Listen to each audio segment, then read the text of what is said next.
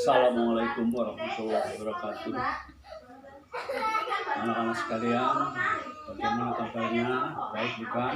Ya, mudah-mudahan kamu sekalian senantiasa sehat walafiat.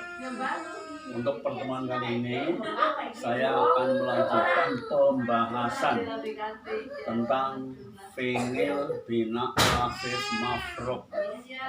Nah, ingat, dulu sudah saya sampaikan pada pertemuan yang telah lalu secara global dari depan ke belakang, kemudian rinciannya juga sudah saya sampaikan. Pertama adalah fi'il madinya, yang kedua adalah fi'il mudhari'nya. Kedua-duanya sudah saya sampaikan. Untuk itulah, untuk pembahasan berikutnya, pertama dibuka saja kitab kamus kalian, Sulamul Ma'rifah, ingat-ingat, halaman 182. Lihat halaman 182. Di tengah-tengah di situ judulnya adalah isim masdar atau al-masdar.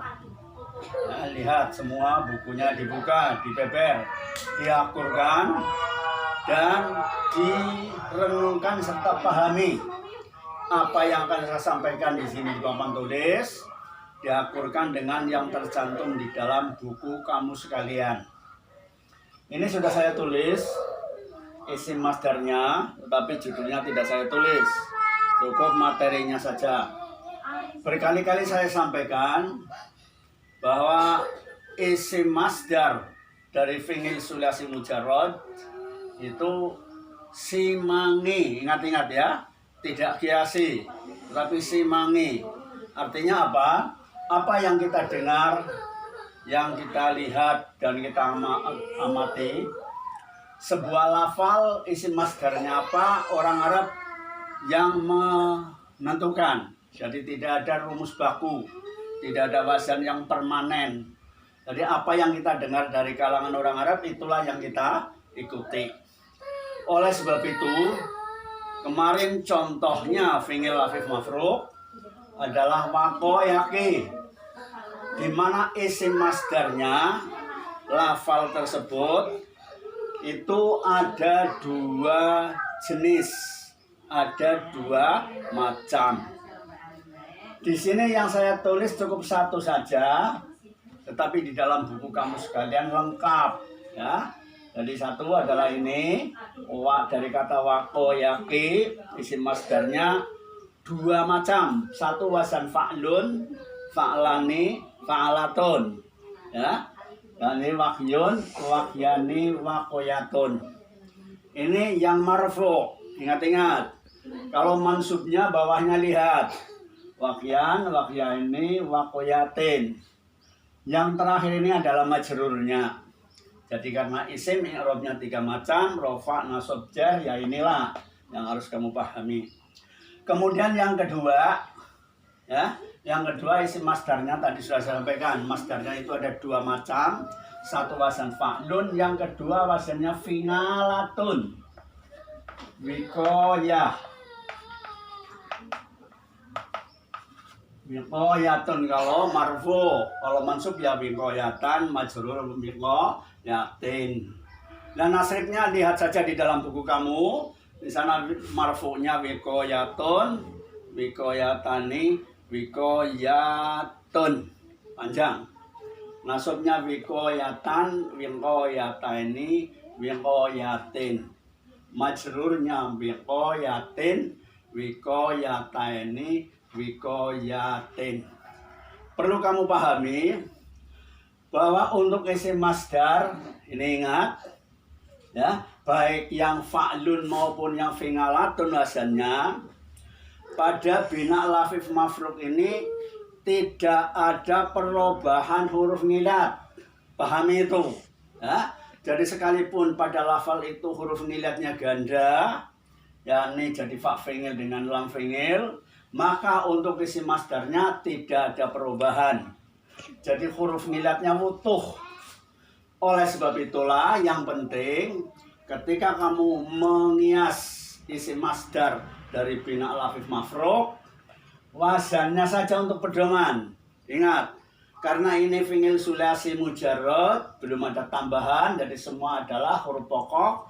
Asal kamu paham wazannya, fa'lun, fa'lani, fa'alatun wazannya. Yang satu fi'alatun, fi'alatani, fi'alatun. Itu yang marfu. Nasabnya kamu mikir sendiri ya, kamu harus sudah dapat nasabnya dan jarnya. Jadi karena tidak ada perubahan, jadi di sini tidak ada i'lal. Ya, tidak ada ilal untuk isim masdarnya. Baik yang wazan fa'lun maupun yang wazan fi'alatun. Jadi ini lebih mudah.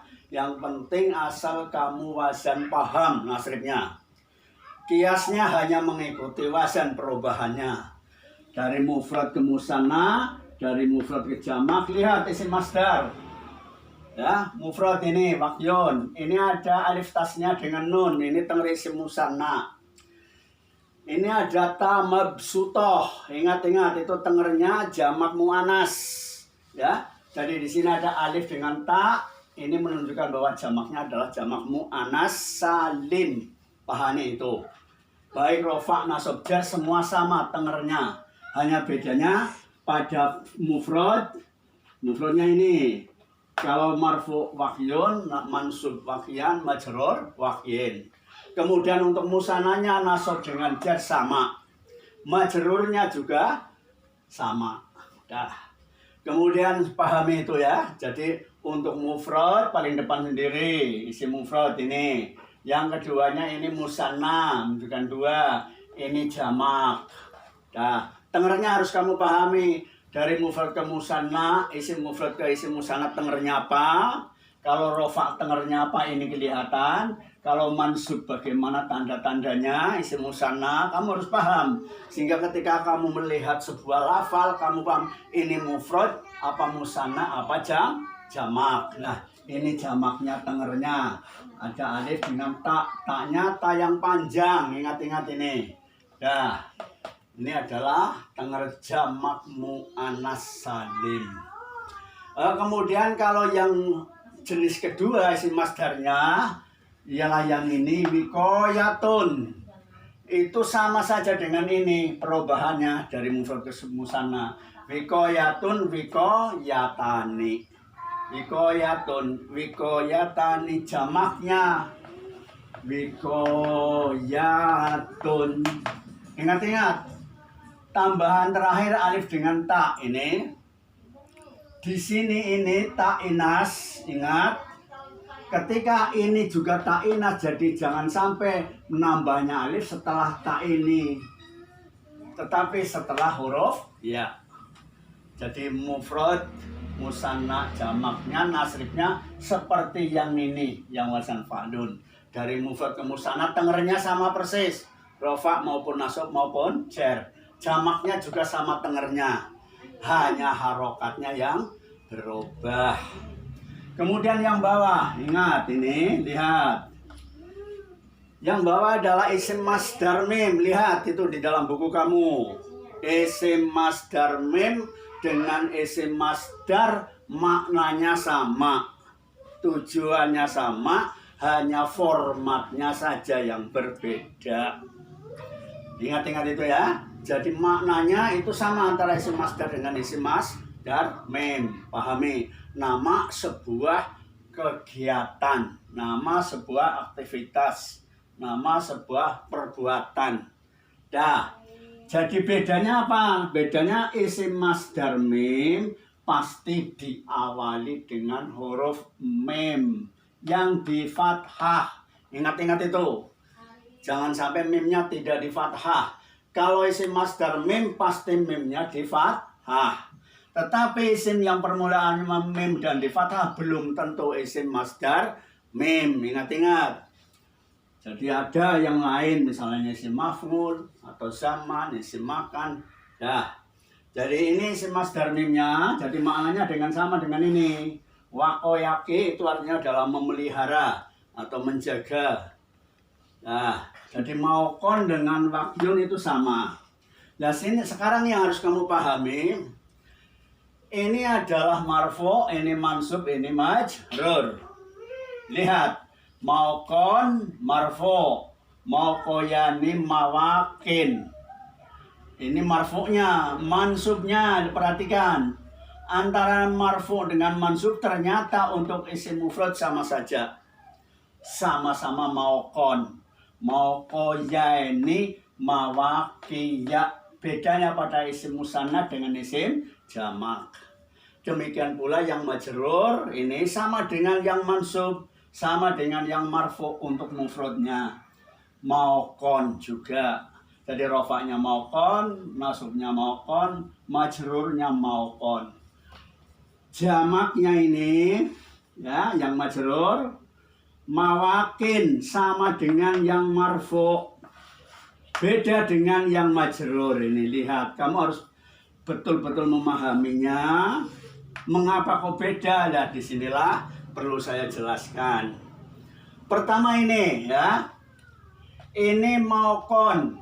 Rofa, berarti ini asalnya maukoyun. Maukoyun. Nah, ingat-ingat, lihat, karena marfu. Ini yang mansub, berarti ini asalnya maukoyan. Lihat, beda kalau dilihat aslinya. Yang majrur ini asalnya adalah maukoyin. Nah, kalau kita melihat aslinya beda antara yang marfu' dengan mansub dan majrur.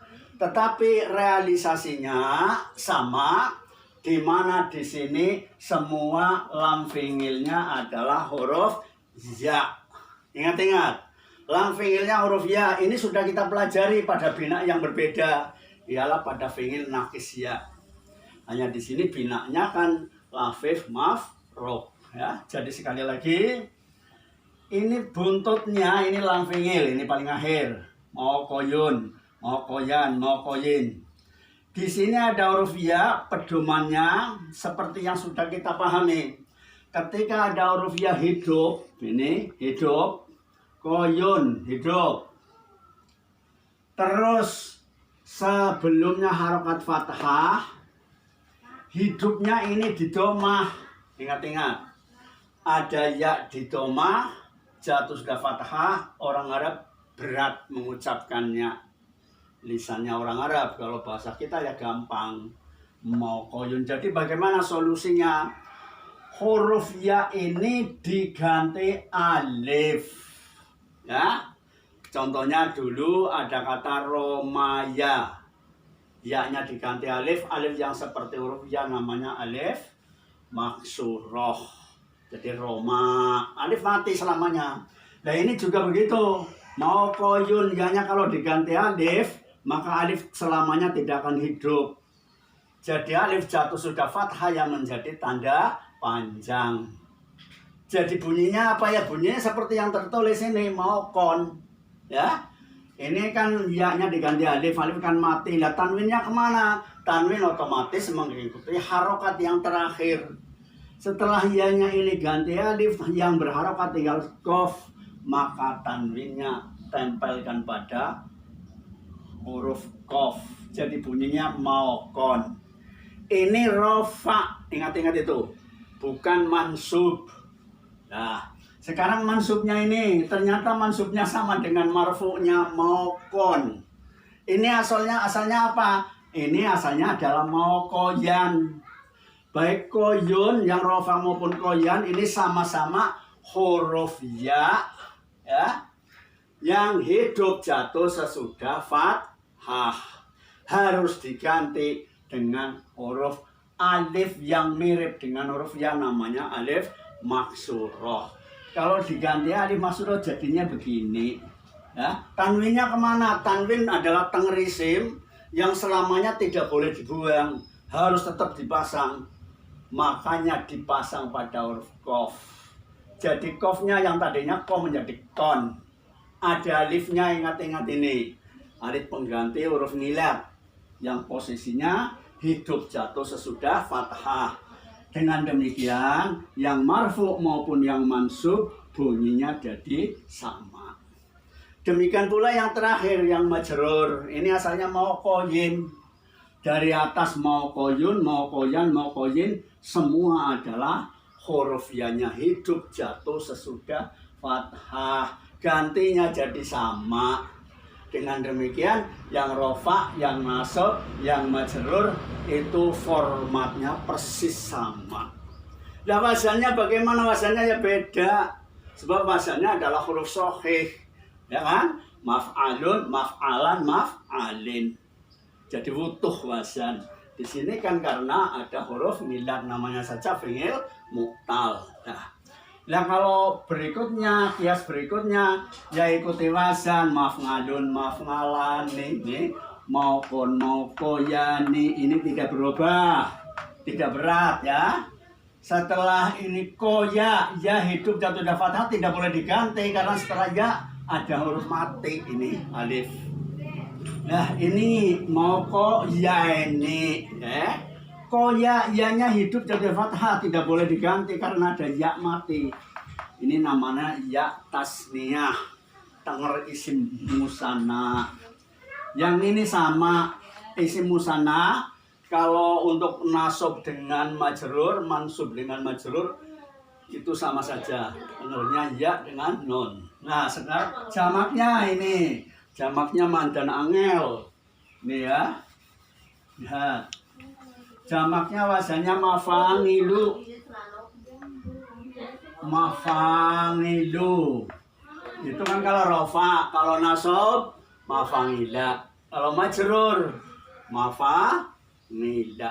Jadi mabni fathah. Ini asalnya rofanya mawakiyu. Perhatikan. Ada ya di doma jatuh sudah kasrah, orang Arab ya berat mengucapkannya. Kiyu itu sulit. Tetapi kalau ya ini hidup di fathah, sejatuh sudah kasrah ini enteng. Contohnya dulu sudah saya jelaskan. Yarmiya, yarmiyani itu kan tidak dirubah karena orang Arab tidak berat. Nah ini kiyu berat. Bagaimana? Ya ini tidak diganti alif ya. Perhatikan itu. Jatuh sudah kasroh, buang harokatnya karena berat. Jadi kiyu, ya-nya yang didomah, buang harokatnya. Setiap huruf yang dibuang harokatnya ya mati. Ya, perhatikan itu. Mati. Kalau ya-nya mati, bacanya jadi mawaki. Di sini ada ya, mati betul. Orang Arab tidak berat.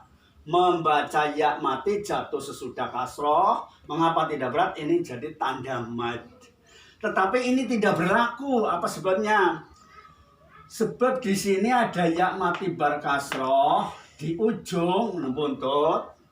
Ini jadi bawur, ya cambruk dengan ya mutakalim. Ya mutakalim itu ya yang maknanya saya. Contohnya ibnun jadi ibni.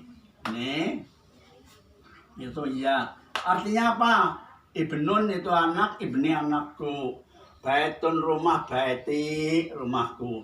Nah ini di sini dalam kalimat mawaki itu tidak ada makna saya atau tidak ada makna aku. Oleh sebab itulah ya ini dibuang untuk menghindari kebaburan atau cambruk dengan ya mutakallim. Tetapi ya ini diganti dengan kasroh sebagai pengganti daripada ya yang dibuang. Jadi ingat-ingat, kasroh ini bukan tenger isim, bukan, tapi namanya ngiwat. Kasroh ngiwat kasroh pengganti huruf ya ini. Mengapa harus diganti? Biar tidak cambruk dengan ya mutakallim. Nah kalau ini di kasroh tanwinya di sini, tanwin itu mapannya pada harokat yang terakhir. K ini jadi mawakin. Ini rofa, harus kamu pahami. Kalau rofa wazannya ya maf'alun, maf'alani, mafa'lilu, sekalipun di sini kasroh. Yang ini mawakia, ini tidak berat. Ya di fathah, jatuh sudah kasroh tidak berat.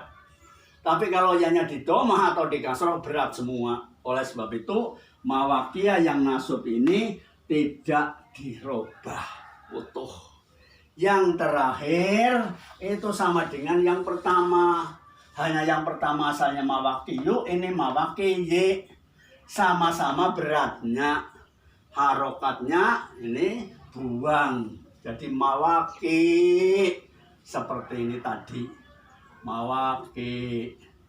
Nah ini yang saya coret. Mawaki. Kemudian bagaimana ada ya mati jatuh sudah kasroh di ujung. Ingat, ini babur dengan ya mutakallim. Jadi kasusnya sama antara yang majrur dengan yang marfu. Ininya ianya dibuang, diganti tanwin, namanya tanwin pengganti atau tanwin niwad, bukan tanwin dengar isim. Sebabnya apa? Ini wazannya apa ya wazannya ya? Wazannya mafangil, ingat-ingat. Mafangilu kalau mafangila. Ini adalah wazan untuk jamak taksir ghairu munsharif. Ingat-ingat itu nahwunya kamu. Kalau jamak taksir ghairu munsharif jelas tidak mungkin ditanwin. Oleh sebab itu ini tanwin ini bukan tenger isim tetapi namanya tanwin niwad. Inilah yang yang harus kamu pahami tanwin ini ya. Jadi ini dengan yang ini sama itu. Rofa yang mawakin, majrur yang mawakin, mansubnya tidak berat foto mawaki ya. Saya kira itu saja yang perlu saya sampaikan anak sekalian. Silahkan kamu pelajari baik-baik. Mudah-mudahan ini kamu bisa menerima dengan mudah sekalipun kita belajar dalam jangka yang jauh. Saya sekian. Assalamualaikum warahmatullahi wabarakatuh.